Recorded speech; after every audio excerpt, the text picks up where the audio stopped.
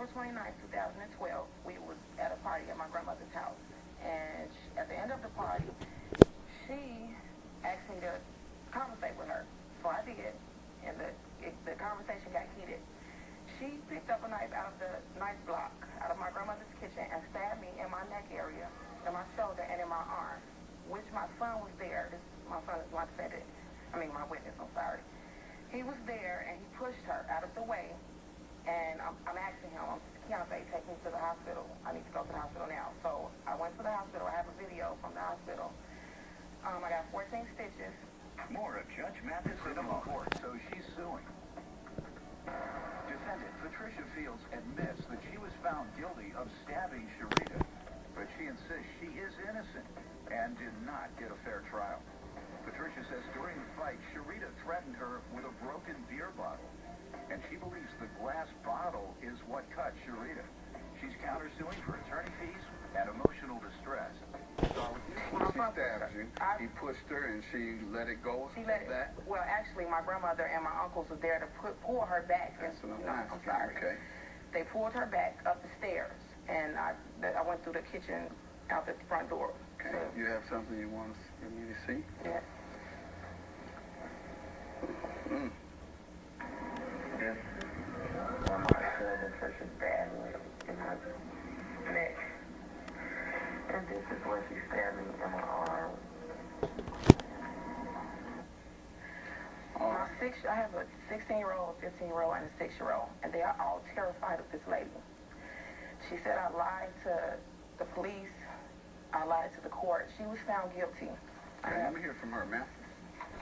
Hello, Your Honor. You believe you were wrongfully convicted because they added a new charge at the last minute?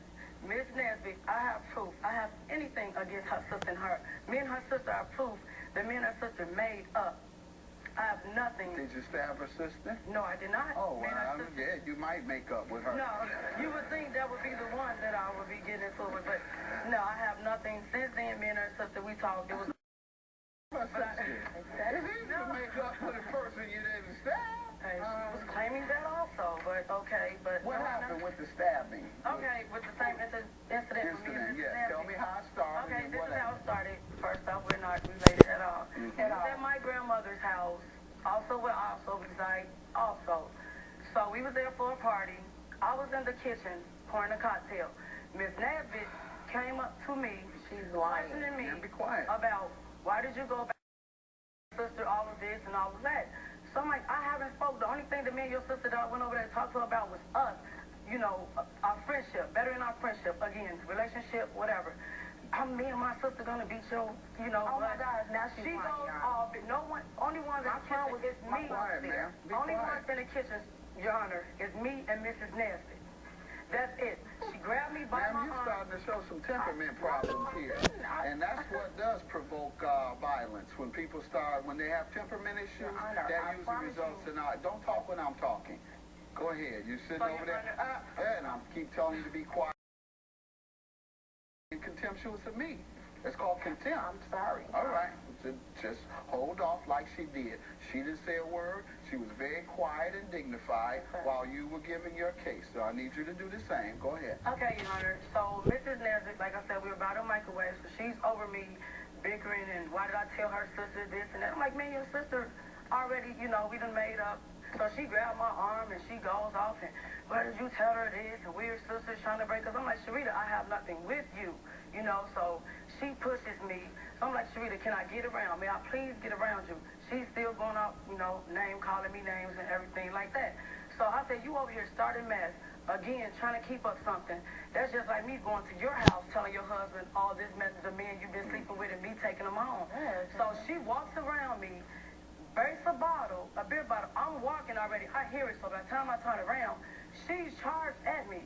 I'm over the sink with the bottle. So I'm going to defend myself. I may not play football, but I'm going to be best at this, but I didn't grab anything. I pushed her hand away from me.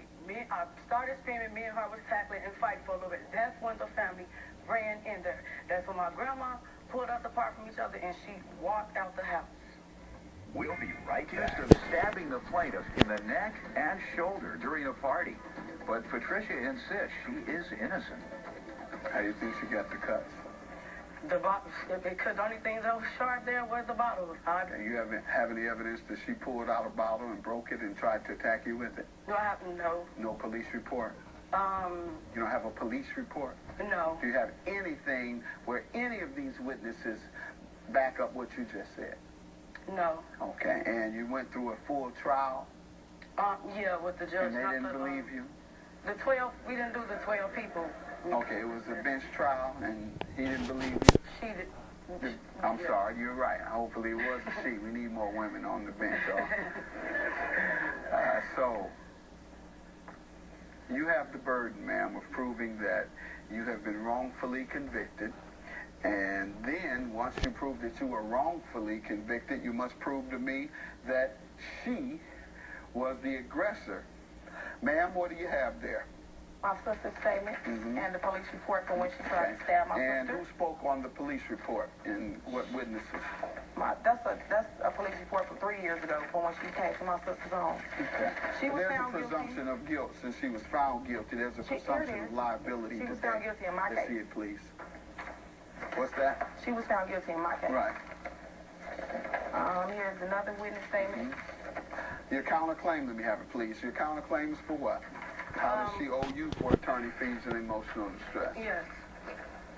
Yeah, go right ahead. Tell me how she owes you for that. What did she do to you? I received threats from Mrs. Nesbitt on the internet. Let's see it, please. When? When it was May 29th, it was this right after Ma'am, did you threaten her? Quiet. No, I didn't. She was on Facebook. My mother died 7 years ago. So you didn't threaten her? No, I didn't threaten her. Okay. How do I know this is from her, ma'am? At the top, that's her, Sherita Nesbitt. Chocolate drop. Yeah. Okay. It just, You bum, pit, house, whack, booty, Sherman. Now, where did that mad come from? because my sister whooped that, you scared that's the reason you stabbed me, because you were. You want to show it to her? My phone also. I wrote that. No, they're on here.